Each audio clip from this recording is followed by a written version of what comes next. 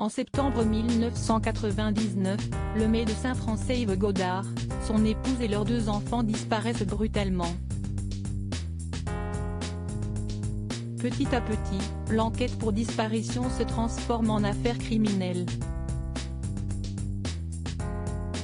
Et pour cause, des traces de sang sont découvertes dans la maison familiale, située dans le Calvados.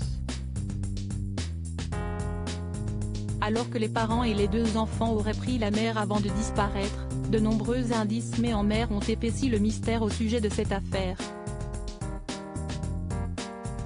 On cherchait partout, indique un ancien enquêteur, interrogé par nos confrères de TF1 pour l'émission Reportage Découverte, diffusée le dimanche 5 mars. On y apprend que le voilier utilisé par la famille s'est littéralement volatilisé.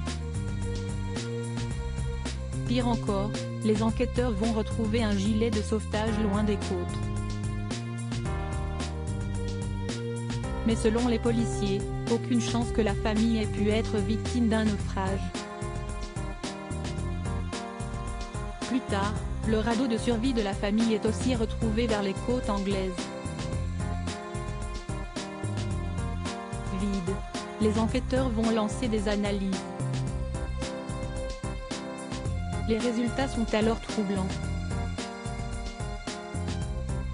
Il n'y a aucune chance que ces indices aient été semés à cause des conditions météorologiques.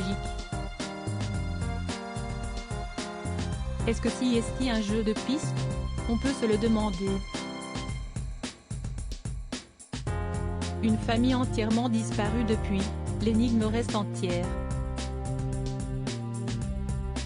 Mais une chose est sûre, la famille a été touchée par un drame. En effet, Olivier Queneau, ancien maire de Tilly-sur-Seulles et Thierry Lezeau, directeur d'enquête, retrace la perquisition de la maison des Godard. Avec les gendarmes, on fait le tour de la maison puisqu'on doit assister à ce qu'ils découvrent. On avait l'impression qu'il était juste parti en week-end, quoi.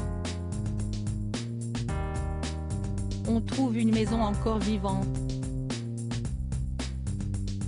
En bas, on va voir que le linge est sorti de la machine à laver, posé sur l'étendoir, poursuit Lezeau. On sent que ce n'est pas spécialement ordré.